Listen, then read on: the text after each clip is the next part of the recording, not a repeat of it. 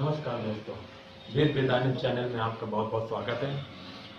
श्री स्वामी जी के मुख से वेद मंत्रों के सही प्रमाणिक अर्थ जानने के लिए हमारे चैनल को लाइक, सब्सक्राइब और शेयर ज़्यादा से ज़्यादा करें ताकि वेदों का अर्थ प्रमाण सहित सभी के पास पहुँचे। धन्यवाद।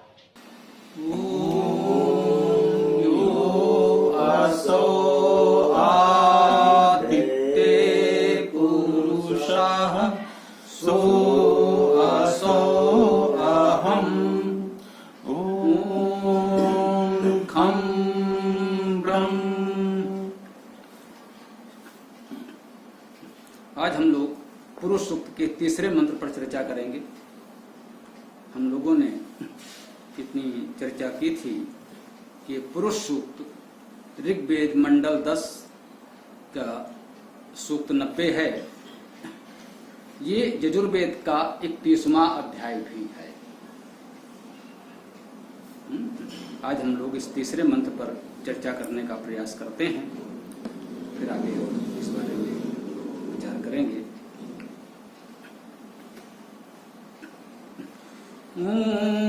एतावान अस्य महिमा अतो ज्यायान च पूरुषः पादो अस्य सर्वा भूतानि त्रिपाद अस्य अमृतम देवी।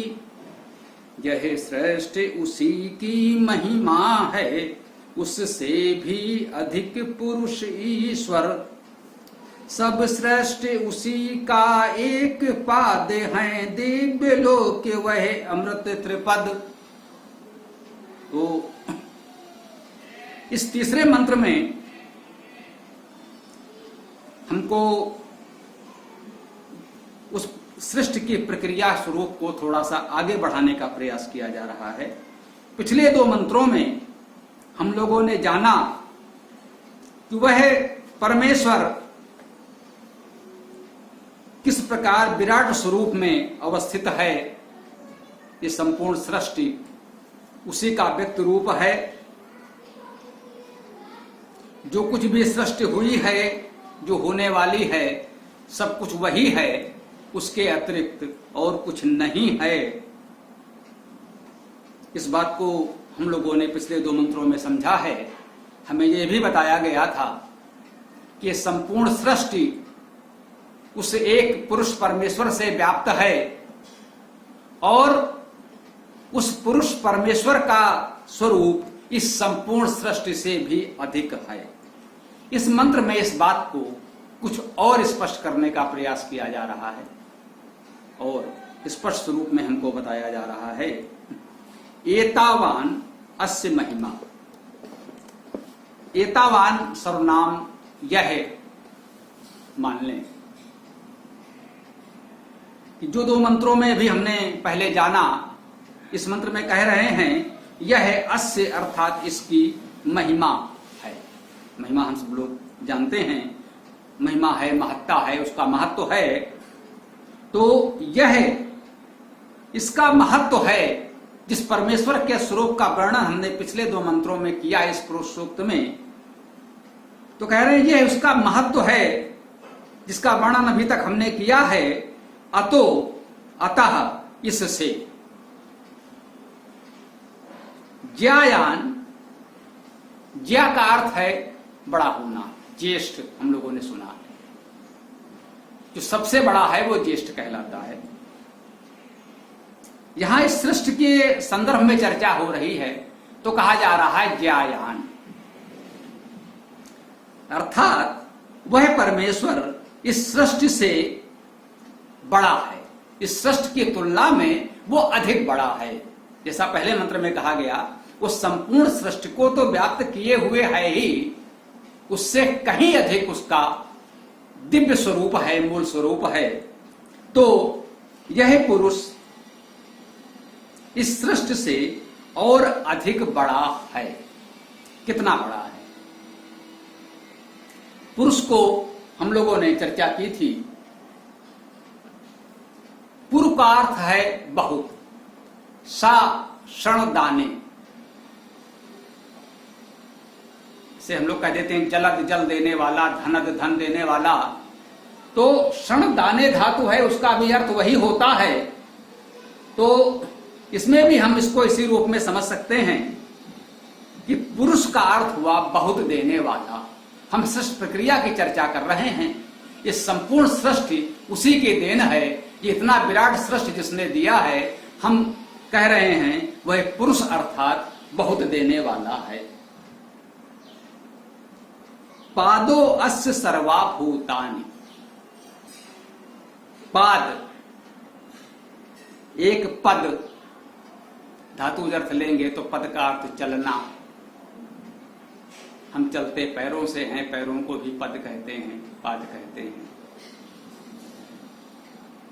कुछ लोगों ने यह भी कहा कि भाई वेद में क्या इस तरह से सब आप धातु अर्थ करते चले जाते हैं। आप लोग कहते हो वेद में हर चीज का बिल्कुल धातु अर्थ करते चले जाओ। वेद काव्य है, लोक व्यवहार है, क्या उसमें कहीं कुछ लौकिक संदर्भ नहीं लिया जा सकता? क्या वो काव्य प्रेरणा भावना कहीं कोई प्रतीक मुहावरा रूपक नहीं आ सकता? आता है, कहीं कहीं इस रूप में आता है, जैसे यहां वो कह रहा है पादो अस्य सर्वाभूतानि। पादो एक वचन में है, एक पाद, एक पैर, एक पाद, एक अंश। यहां पद का अर्थ चलने, गति करने, स्थान परिवर्तन करने से नहीं है। यहां पर वो प्रतीक रूप में एक पाद कह रहा है, भी स्पष्ट हो जाएगा। अस्य अर्थात इसका, सर्वा सब, भूतानि, भू अर्थात होना, भूतानि बहुवचन में है, जो कुछ भी हुआ है वह सब कुछ। तो जितनी भी सृष्टि अब तक हुई है वह सब क्या है? सर्वाभूतानि, संपूर्ण सृष्टि क्या है?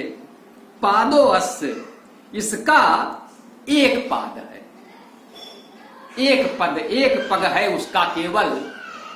ये वास्तव में एक रूपक कह सकते हैं, उसका एक व्यवहारिक अर्थ है। सामान्यतः पशु के चार पैर, किसी भी चीज को हम लोग चार भागों में बांट कर कहते हैं, एक अंश एक भाग है उसका। जीवन के चार भाग किए, तमाम हम देखते हैं वेद के भी चार भाग किए गए हैं। तो चाहे इसके प्रेरणा पशु के चार पद रहे हों या किसी भी रूप में लिया गया हो, वैदिक काल से अब तक हम लोग सामान्यतः चार भाग करने की बात करते आ रहे हैं। यहां उसी प्रतीक की बात की जा रही है कि चार भाग सामान्यतः जो हम लोग करते हैं उसमें से एक पाद, एक भाग, एक पैर, तो ये संपूर्ण सृष्टि है। त्रिपाद अस्य अमृतम देवी। त्रिपाद, तीन पैर, चार पैर में, चार भाग में एक पाद, तो ये संपूर्ण सृष्टि है। संपूर्ण विश्व ब्रह्मांड जितना हमको जानकारी है, जो आगे जानकारी होगी, वो संपूर्ण ब्रह्मांड, संपूर्ण सृष्टि उस परमेश्वर का एक पाद है। त्रिपाद अस्य अमृतम देवी।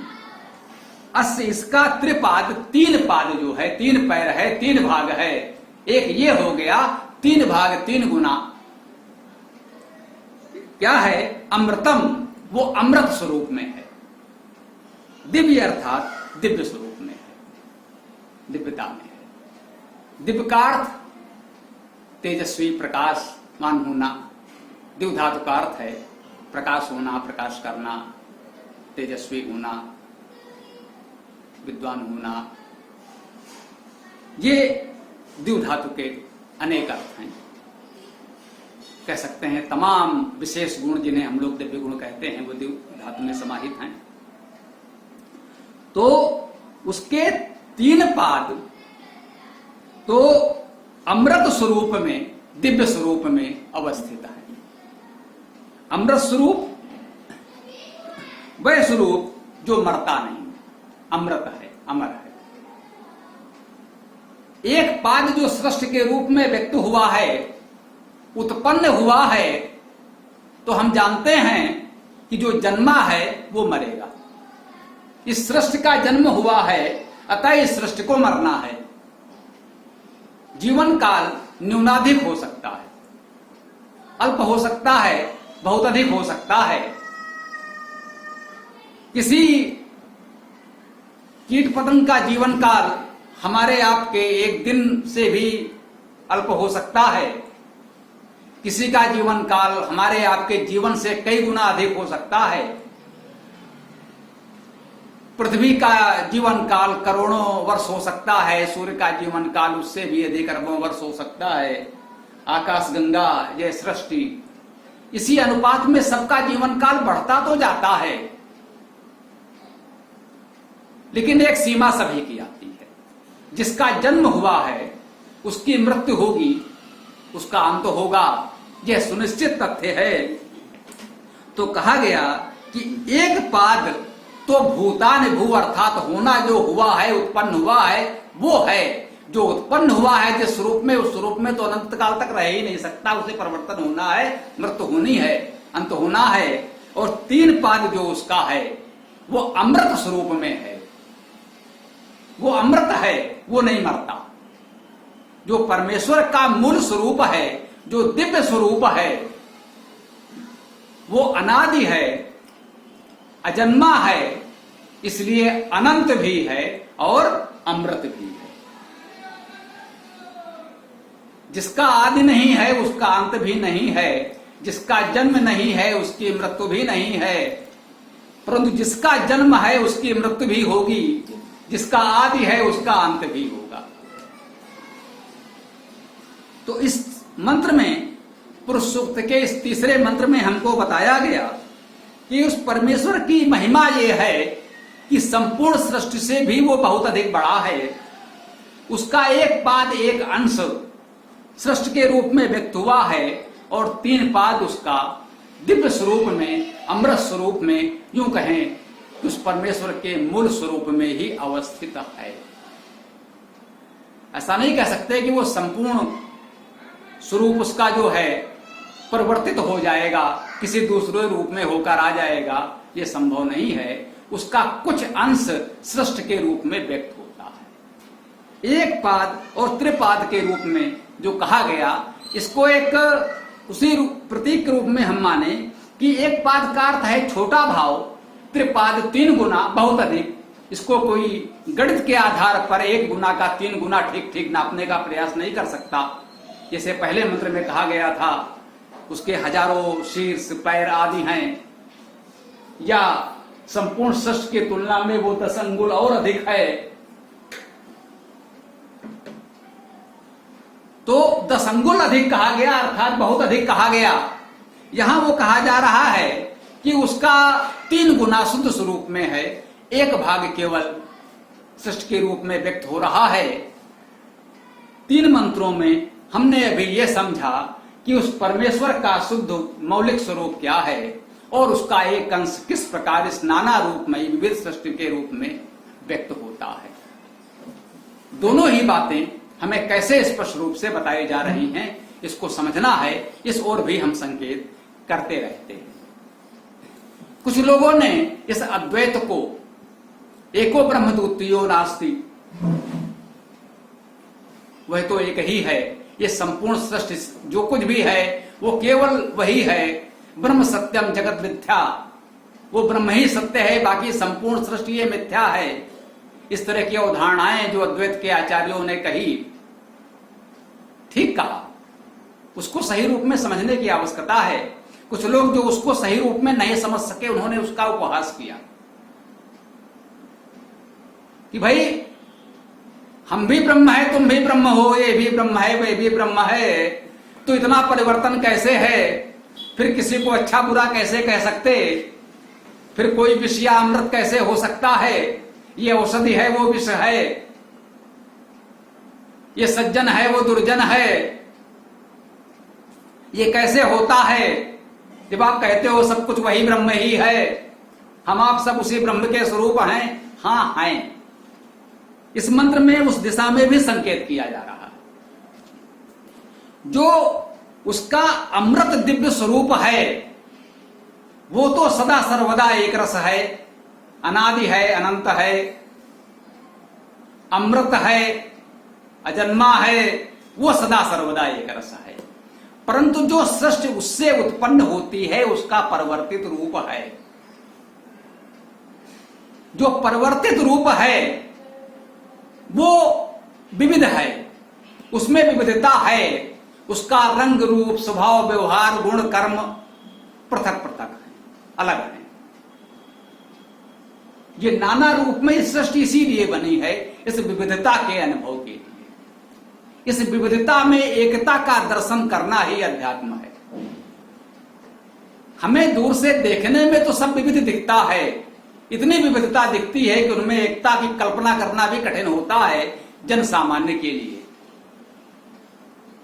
परंतु जैसे जैसे हमारे जानकारी, हमारा विवेक, बुद्धि का विकास होता है, इस विविधता में एकता के दर्शन हमें होने लगते हैं। कैसे होते हैं? सामान्य रूप से हम सब जानते हैं जल, हिम, वाष्प एक ही पदार्थ है, परंतु व्यवहार में उनके भेद भी हैं, उनकी उपयोगिता अलग अलग है, उनका मूल्य अलग अलग है। इसी कारण से हम उसी जलवाष्प से बड़े बड़े वाहन यान चला सकते हैं, ये कार्य हिम से नहीं हो सकता। जल से भी इस प्रकार नहीं हो पाता। घर में जल है परंतु हम बर्फ लेने जाते हैं, हिम की हमें आवश्यकता है तो हमें कहीं से लाना पड़ता है, वाष्प तैयार करनी पड़ती है। चूंकि उसका व्यवहारिक उपयोग अलग अलग है तो क्या इससे यह सिद्ध हो गया कि इन तीनों में एकता नहीं है? एकता है। उस एकता को अनुभव करना होगा। उस एकता को जयशंकर प्रसाद ने कामायनी में अनुभव किया।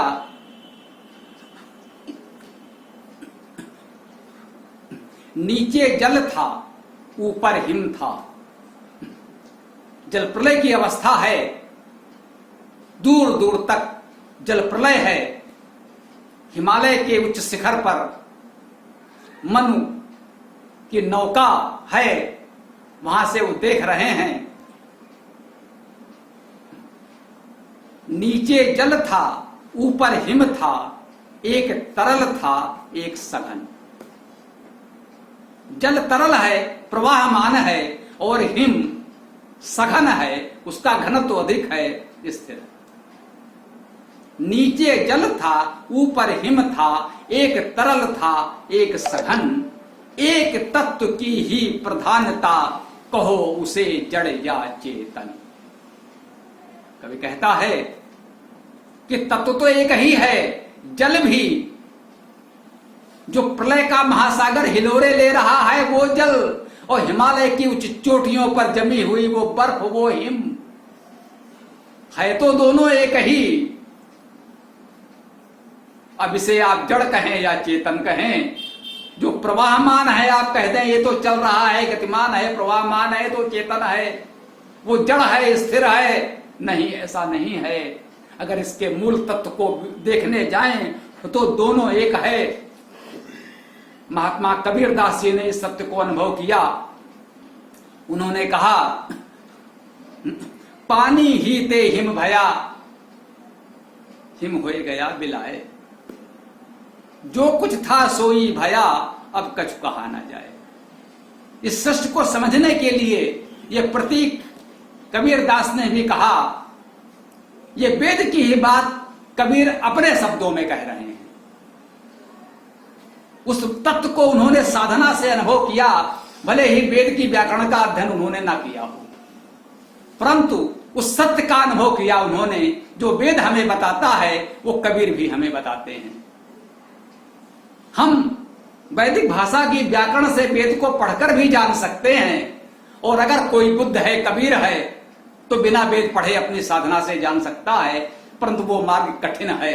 हर कोई कबीर नहीं हो सकता, हर कोई बुद्ध नहीं हो सकता, लेकिन हर कोई सामान्य रूप से भाषा व्याकरण पढ़ करके इसको आसानी से जान सकता है। ये सरल मार्ग है। तो कबीर कह रहे हैं कि पानी हेते हिम भया, जो पानी था, जल था, वही तो हिम बन गया। और फिर क्या हुआ? हिम हो गया मिलाए, वो बर्फ फिर से पिघल गई। तो क्या हुआ?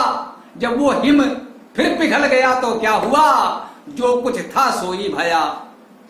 अब कुछ कहा ना जाए, वो जो था वही फिर से हो गया। ये वही बात कह रहे हैं जो बात इस वेद मंत्र में बताई जा रही है कि जो विशुद्ध अमृत दिव्य स्वरूप में परमात्मा अवस्थित था, उसको उन्होंने जल के प्रतीक के रूप में कहा। जब वो षष्ठ के रूप में व्यक्त होता है, मानो हिम या बर्फ हो जाता है।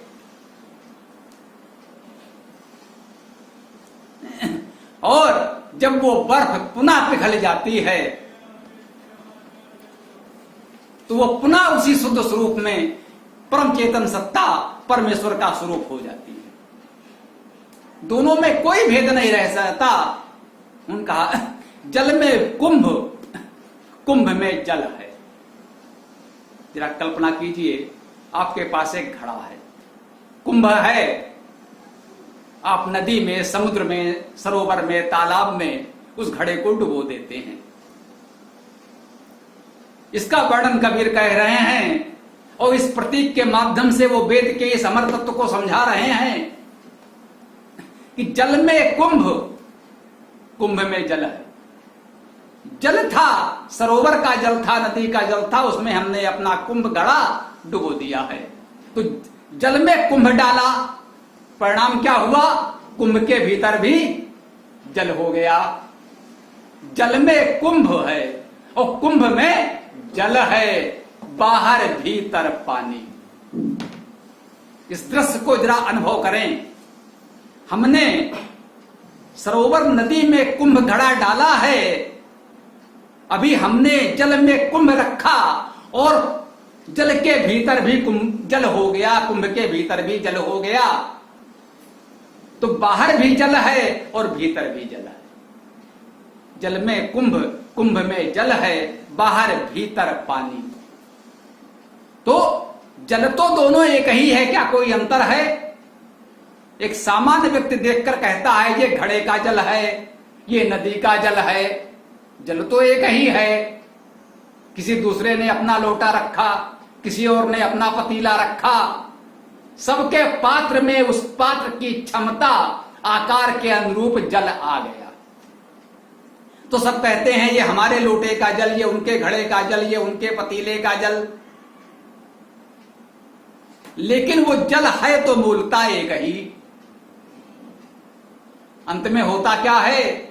फूटा कुंभ जल जल ही समाना, संतों अकथ कहानी। हमने जो कुंभ, जो घट जल में डाला था, बाहर और भीतर पानी था, हमको भेद दिखने लगा था। कुंभ का जल अलग था, नदी सरोवर का जल अलग था। हम इस भ्रम में पड़ गए थे, हम इस भेद दृष्टि में आ गए थे कि जल का, कुंभ का जल तो इस आकार का है, ऐसा। लेकिन हुआ क्या? अचानक वो कुंभ हमारा फूट गया। ये माटी का चोला माटी में मिल गया, फूट गया। जब ये माटी का चोला फूट जाता है, माटी में मिल जाता है, तो क्या होता है? फूटा कुंभ जल जल ही समाना, संतों अकथ कहानी। ये जल जब घट फूट जाएगा तो जो जल घट के भीतर था, जो बाहर था, दोनों मिलकर एक हो जाएंगे। ये जो भेद हमको ऊपर से दिख रहा था वो समाप्त हो जाएगा।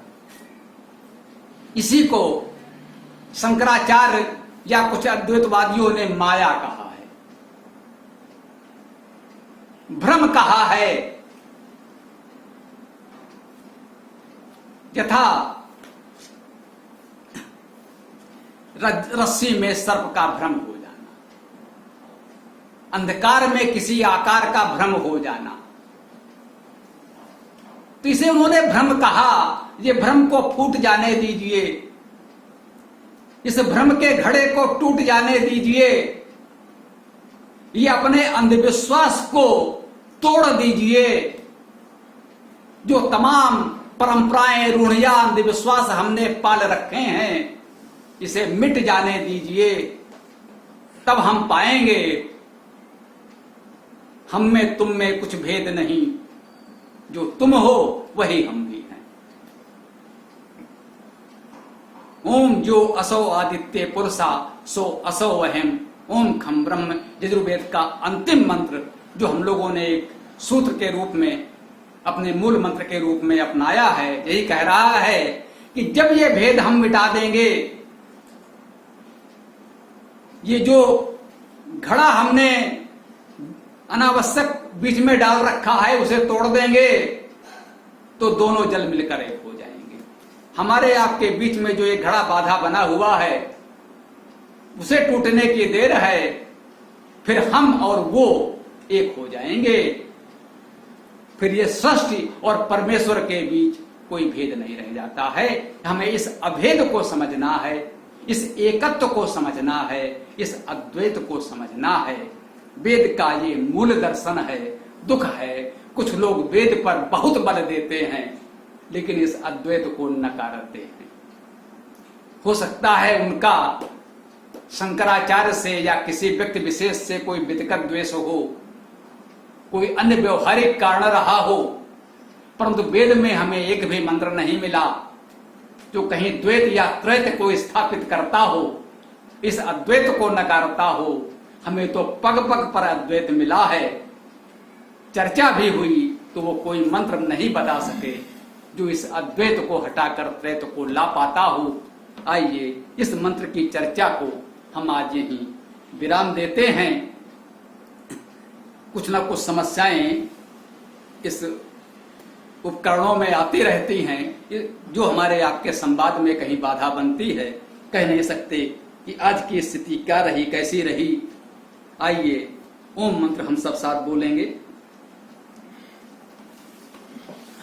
ओम जो आसौ आदित्य पुरुषा सो असौ अहम ओम खम ब्रह्म। सर एक जो सविता पाठ का पहला मंत्र है, जी जी हमने एक बार तो रफली लगा ली है, मतलब दोबारा से शुरू कर रहे हैं उसको। जी तो उसमें हमें एक तो वाला मंत्र है ईशे त्वा ऊर्जे त्वा वायव स्था जी जी देवो वा सविता पार्पयतु जी श्रेष्ठ मताय कर्मणे आप्याय ध्वम अधन्या इंद्राय भागम। और प्रजावती अन्मीवा अयक्ष्मा माँ वा स्तेन इशत माँ अंधशंस्तो। सर इसमें एक चीज ये नहीं समझ में आई हमको। जी बताएं।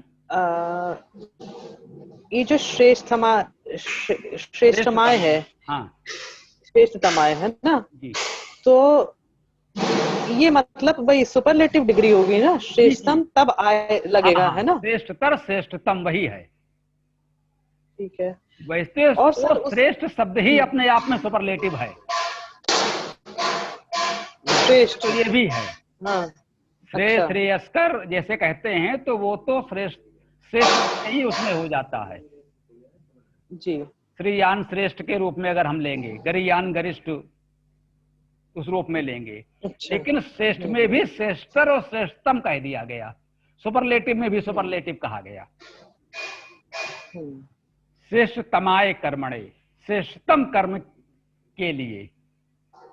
अच्छा अच्छा, इसी लाइन में है श्रेष्ठ समाय कर्मणे आ प्यायध्वम, प्यायध्वम, है ना सर। इसको उसमें लिखा है आप धातु से।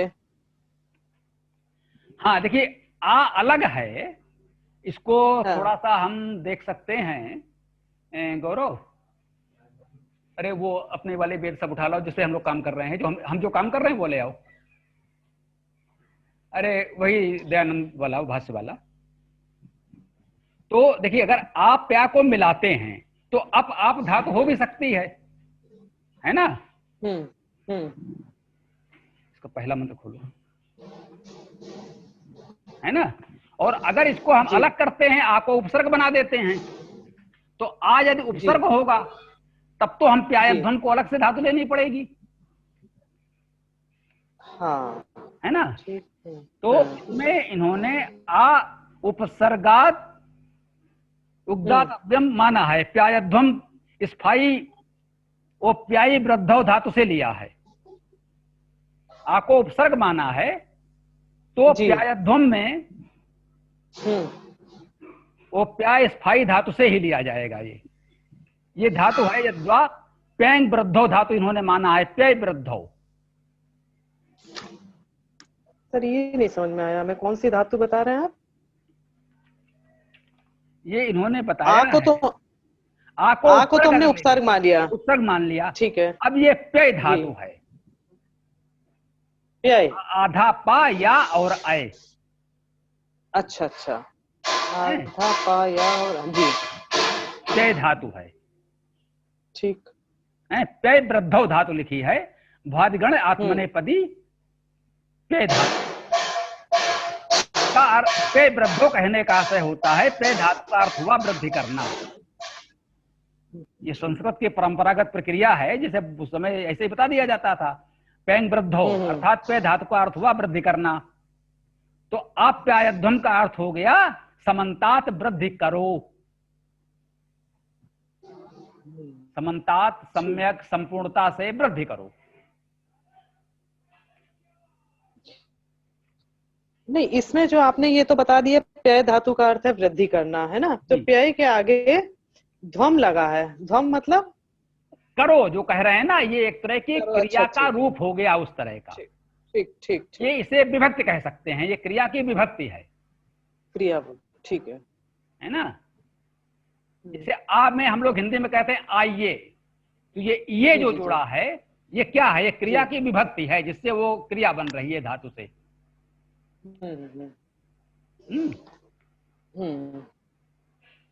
अच्छा, इसी में अगली लाइन में एक शब्द है अनमीवा, है ना? अन, अम और इवा, हाँ, है ना? तो अम मतलब तो रोगी होना, अन मतलब नकारात्मक हो गया कि रोगी ना होना। इवा का क्या मतलब? इवा क्या क्रिया बन जाएगी? नहीं, ये वही इवा क्या हुआ? प्रत्यय आएगा ना बाद में, प्रत्यय है, हाँ। ये वो प्रत्यय हो गया, ई प्रत्यय हो गए। तो इस प्रत्यय से क्या अर्थ निकला? हमने आपको बताया था धातु से शब्द बनाने के लिए प्रत्यय होते हैं। प्रत्यय, रम धातु से रमन बने या राम बने। अच्छा, ये जिसे रम से रमन बनाया तो अन जुड़ा, तो अन क्या हुआ? उसने धातु को एक शब्द बना दिया। जी जी जी, है ना? जैसे क्रिय धातु से कर्म बन गया, तो ये माँ जुड़ गया उसमें। जब माँ जुड़ा तो वो अब क्रिय धातु तो अब एब्स्ट्रैक्ट है, जैसे कहते हैं धातु क्या है? अब एब्स्ट्रैक्ट है, उसका कोई उपयोग नहीं है। जब कोई उसमें जुड़ेगा प्रत्यय, तब वो शब्द बनेगा, तब उसका कोई उपयोग होगा। तो शब्द में कोई ना कोई धातु तो जुड़ी ही होती है, जो मान लें। ये मतलब उपसर्ग, तो मतलब ये तो ये नामिक विभक्ति, नामिक प्रत्यय हुआ ना फिर? हाँ, बस बस, हाँ, ये मतलब या तो नामिक होगा या फिर आख्यातिक होगा। ठीक ठीक। हेलो, हाँ बताइए।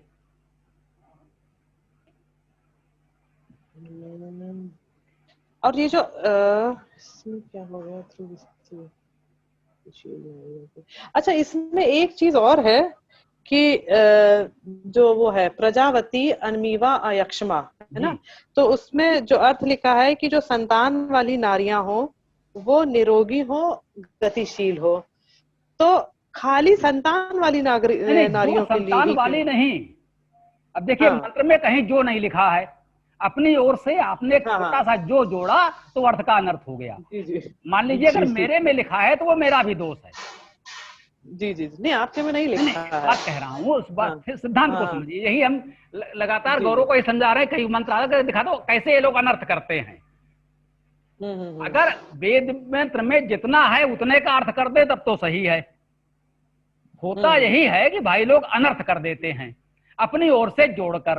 अब आपने कह दिया जो प्रजावती, जो तो इसमें कहीं लिखा नहीं है, जो नहीं लिखा। तो मंत्र तो ये कहना चाहता है कि नारियां प्रजावती हों, संतान वाली हों, है ना, निसंतान न हो, निरोगी भी हों, है ना। सभी के लिए कर रहे हैं कि वो संतान वाली हो, निरोगी हो, है ना। अब ये कहें जो संतान वाली है वो निरोगी हो, अनर्थ हो गया। हाँ तो जी अपनी ओर से कुछ जोड़ेंगे तो अनर्थ हो गया।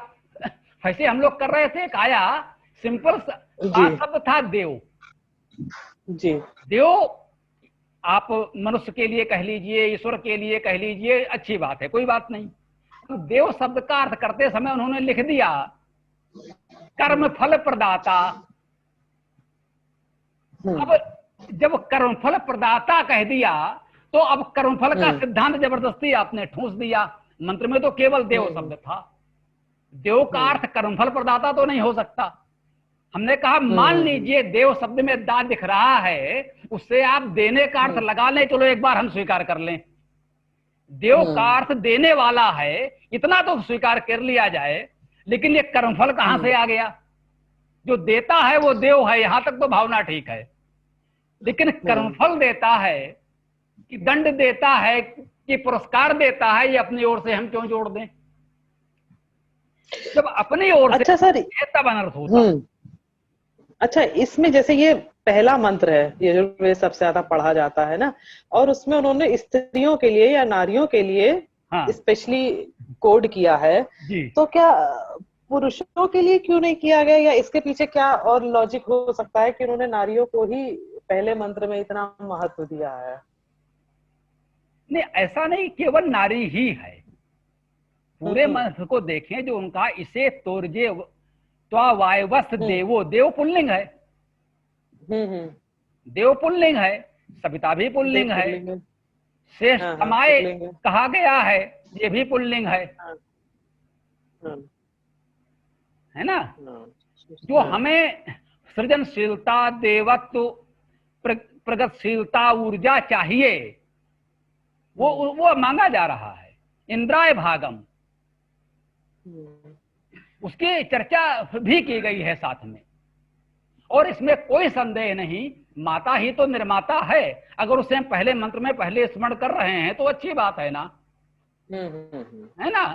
और बात तो वही है जो जयशंकर प्रसाद ने भी कहीं कहा है, सप्तस्वर सप्त सिंधु में उठे छिड़ा तब मधुर साम संगीत, विमल बाड़ी ने बीणा लई कमल कोमल कर में सप्रीत, सप्त स्वर सप्त सिंधु में उठे छिड़ा तब मधुर साम संगीत। वेद का सबसे पहले गान तो सरस्वती ने किया, तो उसकी चर्चा तो पहले मंत्र में करेगा ना। वेद कहां से आया, कैसे मिला ब्रह्मा से, लेकिन लोक व्यवहार में वेद का पहला गायन तो बालिका सरस्वती ने ही किया, हम उसे बालिका सरस्वती कहते हैं, है ना। तो निश्चित रूप से उसकी चर्चा की गई है और अच्छी बात है। लेकिन प्रारंभ में हमने देवा कहा है, वो पुल्लिंग में है। हमने देवा की बात की, फिर हमने प्रजावती की बात की, अनमीवा की बात की, अयक्षमा की बात की। ये निश्चित रूप से प्रजावती स्त्रीलिंग में आ गया। प्रजावान कहते तो पुल्लिंग में हो जाता, है ना। वान और गुणवती जैसे हम कह सकते हैं, तो प्रजावती कहा है, प्रजावान भी कह सकते थे। तो पहले तो हमने देवत्व की आराधना की, उसके बाद हमने उसको भी जोड़ा, एक ही मंत्र में हमने उसे पूर्णता प्रदान कर दी, सब कुछ समाप्त कर दिया। जो आज कोई भी चर्चा भेदभाव की करना चाहता है, स्त्रियों को वेद न पढ़ने दिया जाए, महिलाएं वेद न पढ़ें, वो एक ही मंत्र में उनका निराकरण हो जाता है। जी जी। अच्छा, इसके भावार्थ में जैसे लिखा है, यजुर्वेद को कर्म प्रधान माना गया है जी, है ना। कर्म प्रधान मतलब ये कर्म कांड से तो लेना देना नहीं है ना। कर्म प्रधान मतलब आपने अपने लिखा है, कर्मकांड प्रधान नहीं लिखा है। लोग इसको कर्मकांड प्रधान मानकर पूरे वेद को हवन कुंड में झोंक देते हैं, उसी को तो हमने कर्म प्रधान माना गया। यहाँ तक तो ठीक है, पहले मंत्र में श्रेष्ठतम कर्म की बात की गई है, ये अच्छी बात है। लेकिन इसको केवल कर्मकांड तक सीमित कर देंगे तो अच्छी बात नहीं है। इस मंत्र के अर्थ में कहीं कर्मकांड तो नहीं आया। नहीं। अच्छा, इसका जो हम जी जी जी सर, जब पहले के वेद भाष्य आप देखेंगे, श्री राम शर्मा का, इनका, उनका, तो इस मंत्र का अर्थ करते समय पहले पूरा हवन कुंड बना देंगे, तब ये मंत्र पढ़ना शुरू करेंगे। सर श्री राम शर्मा के आचार वाली तो हम आपसे पुस्तक लाए थे, उसमें तो इस मंत्र का अर्थ बिल्कुल ही अलग है। जो इसमें लिखा है वो तो मतलब कहीं से निकल ही नहीं रहा है नहीं, उसमें आप जो देखिए उसका पूरा अर्थ हवन लिखा कुंड हो। आया है ना उनका पहले। बड़ा अजीबोगरीब, मतलब उसमें तो ऐसा लग ही नहीं रहा कि इसी नहीं, इसी उनके का अपने घर का अनुवाद है, कुछ ऐसा नहीं, तो ये भी बता दें, श्री राम शर्मा का उसमें कुछ नहीं है। वो सब पूरा सायण से उधार लाए हैं, वो स्वीकार करते हैं। वो कहते हैं अच्छा। सायण भाष्यावलंबी, उनका अपना कुछ नहीं है। तो सर सायण तो सब धातु अर्थ के फॉलोअर थे, तो उन्होंने इतना ये अजीब सा अर्थ क्यों इस निकाला शब्द उसका, का अर्थ तो जो कि सबने सही किया है, बताया ना, जो अपनी ओर से जोड़ जोड़ करके हम्म अनर्थ कर दिया है। हम्म। अब बेचारे सायण करते तो क्या करते, हमने कहा ना, सायण हम्म का भाई माधव था, जो राजा के यहाँ हम्म कैबिनेट में था, मंत्री था। हम्म हम्म राजा के कुछ कुल पुरोहितों ने उसको समझाया होगा, अश्वमेध करना है, अश्वमेध करना है तो हम्म वेद चाहिए, तो वेद का कुछ भाष्य हम्म चाहिए, कैसे क्या किया जाए। तो माधव भी विद्वान हम्म था, राजा ने उससे कहा कि यार इस वेद भाष्य करो। अच्छा भाई हम्म कर देंगे। जब जब उनके उन रूढ़वादी पुरोहितों ने उसको समझाया वेद भाष्य क्यों करना है, वो कैसे करना है, तो सायण का मुंह बन गया, माधव का मुंह बन गया। उसने कहा महाराज हम्म आपका दायित्व बहुत दिया हुआ है, कैबिनेट के काम से फुर्सत नहीं मिलती है, सो ये वेदभास अपने से ना हो पाएगा। मेरा एक भाई सायण है, बहुत विद्वान है, उसकी इसमें बड़ी रुचि है, तो ये असाइनमेंट उसको दे दिया जाए। उसने अपने एक बेरोजगार भाई को रोजगार दिलवा दिया।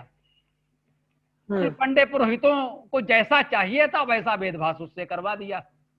तो मजदूरी भाई गई, उसमें बेचारे सायण क्या करें और क्या करें।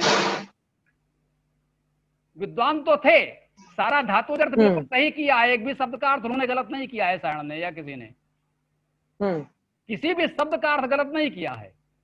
बस केवल हवन कुंड में थोप दिया गया है, जो शायद राजा के पुरोहितों का आदेश था, मजबूरी में उसे झेलना पड़ा है, ये हुआ है केवल। बताइए।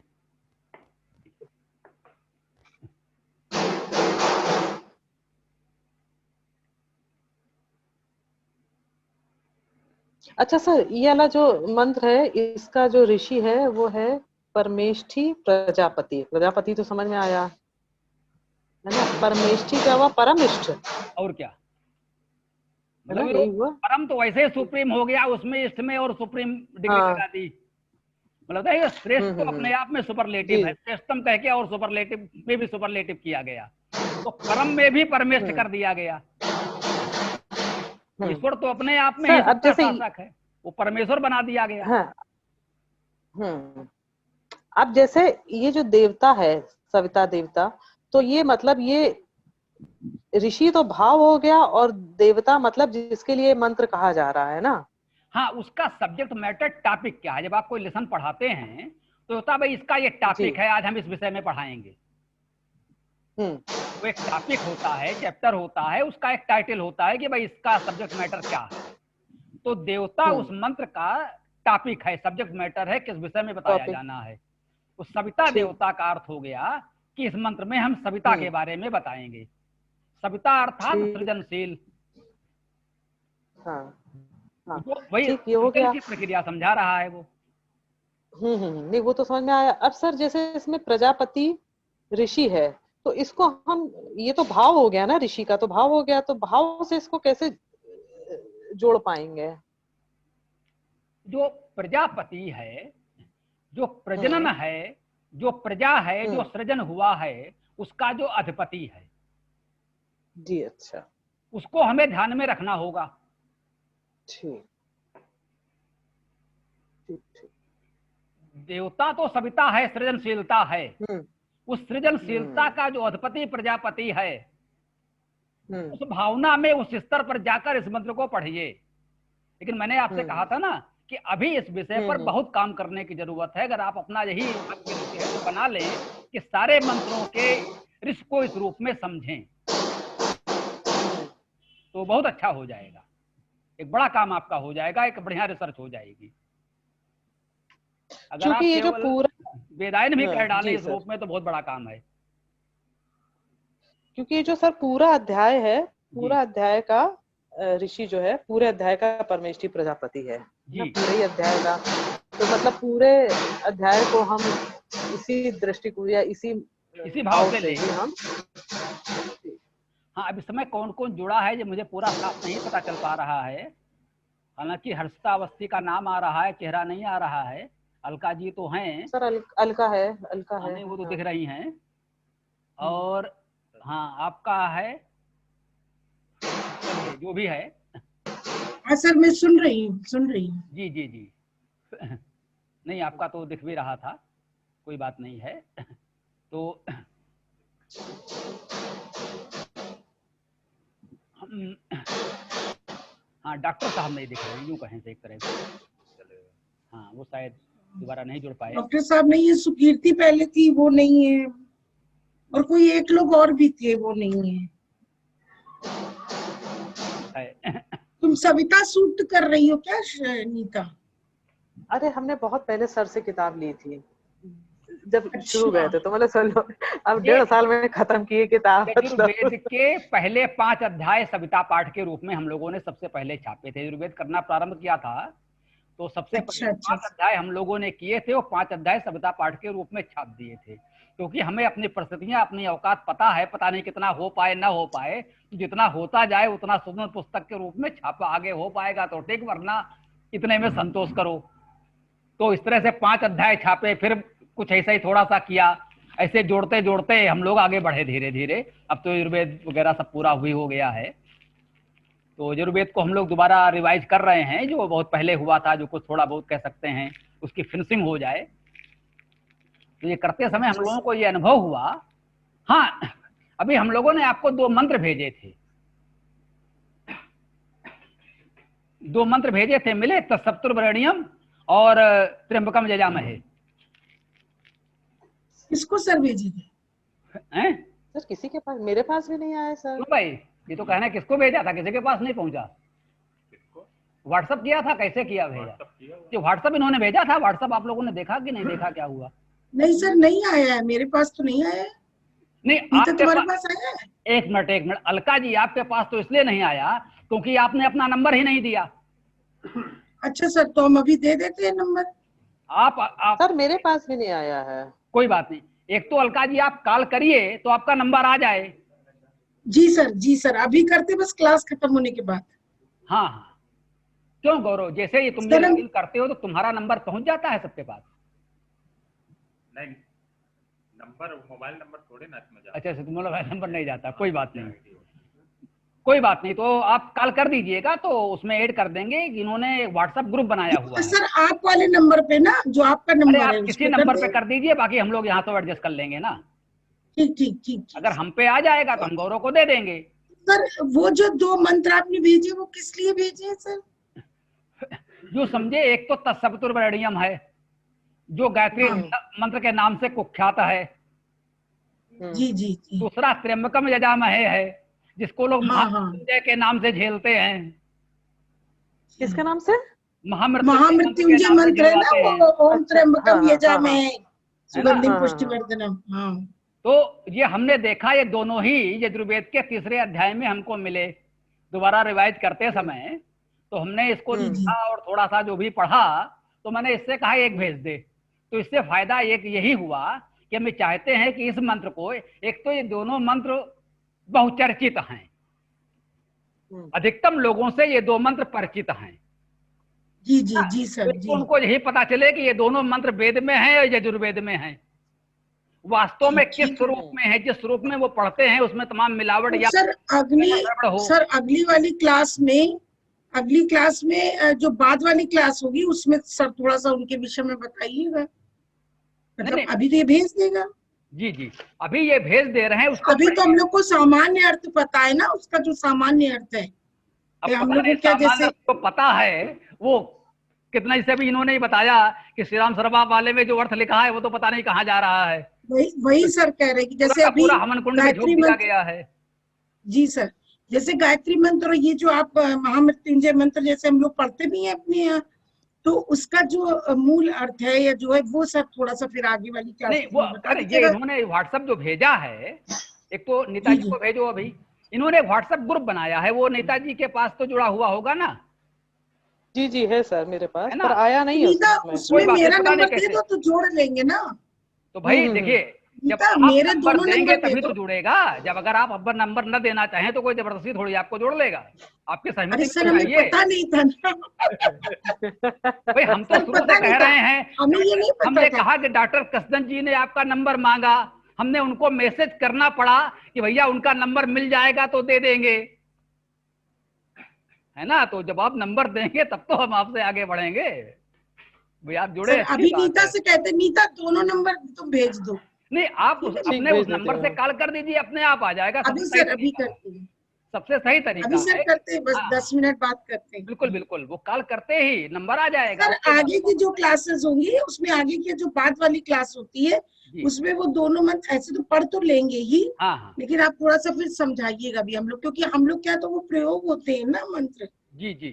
नहीं नहीं नहीं, हाँ इसमें हमने जो प्रारंभ किया था चर्चा, वो इसी उद्देश्य से की थी। वास्तव में करते समय मुझे लगा कि तीसरे अध्याय का अंतिम सूक्त जो है 7 मंत्र है, तो मुझे लगा ये सूक्त भी आवश्यक, बहुत दिनों से मेरे मन में था थोड़ा थोड़ा, लेकिन ये वेदायन लगभग हम लोगों ने उसे पूर्णता प्रदान कर दी थी। अब हमें लग रहा है वेदायन में ये वाला सूक्त होना चाहिए, त्र्यंबक सूक्त। सर ये यजुर्वेद के तीसरे अध्याय का अंतिम है। हाँ हाँ त्र्यंबक है, हाँ। त्र्यंबकम 60 त्र्यंबक सूक्त हाँ जो है 7 मंत्र हैं, और मुझे लगता है इसको वेदायन में होना चाहिए। तो हमने ये मन बनाया है कि ये त्र्यंबक सूक्त हम वेदायन में जोड़ दें, लेकिन इसके लिए हमें कुछ फीस चाहिए। कम से कम एक वेद स्थापना हो तो हमारा कुछ हौसला बने, वेदायन में इसको जोड़ा जाए। हाँ, तो कहीं ना कहीं कुछ थोड़ा सा एक मतलब आप लोग हमारा उत्साह बढ़ाते रहें तो हमारे आत्महत्या थोड़ी थोड़ी टलती रहे, नहीं जल्दी हो जाएगी। सर ये बताइए, जो आप कह रहे हैं वेदायन में है, वेदायन में यजुर्वेद के 1 2 3 4 वेदायन में 5 नहीं 6 है, कह तो 7 रहे 8 हैं, है। उसमें जोड़ने की आवश्यकता है, हमें लग अच्छा, रहा है। जोड़ने की बात कह अच्छा रहे हैं अच्छा सर, सुनो अच्छा ना, अच्छा, मुझे लगा मतलब नहीं आ यजुर्वेद पाया। जो अलग से है उसमें है और वेदायन में नहीं है। हाँ, मुझे लग रहा है वेदायन में इसको भी लिया जाना चाहिए। जी ये सर। गीतायन में जाने योग्य नहीं है, वरना गीतायन में कर देते। सूक्त का जो फ्रेम है वो वेदायन के लायक है, सूक्तायन गीतायन के योग्य नहीं है, गीतायन में तो नहीं जा सकता। सर, इसे सूक्तायन सर ये वेदायन कितने में जाना पड़ेगा। कितने मंत्र बता रहे हैं आप ये त्र्यंबक वाले? 7 मंत्र हैं। अच्छा, आखिरी के साथ? हाँ, अंतिम 7 मंत्र। 4 उसमें नामकरण का मंत्र भी कहा जा सकता है, एक है शिवो नामसि, तो उसमें शिवो नामसि सुदिति ते पिता, इस मंत्र से आप बच्चे का नामकरण भी कर सकते हैं। शिवो नामस पढ़िए, उसके बाद उस बच्चे का जो नाम रख रहे हैं वो पढ़िए, सुदिति के स्थान पर रिपीट करते हुए उस पिता का असली नाम पढ़ दीजिए, इससे आप बच्चे का नामकरण कर सकते हैं। तो ऐसे वेद मंत्रों का कर्मकांडों में विनियोग है, समझ रहे हैं? वेद मंत्र में कोई कर्मकांड नहीं है, लेकिन वेद मंत्र से आप सारे कर्मकांड कर सकते हैं, करना चाहिए, करें तो अच्छी बात है। वेद में कर्मकांड नहीं है, वेद से कर्मकांड होता है और होना चाहिए।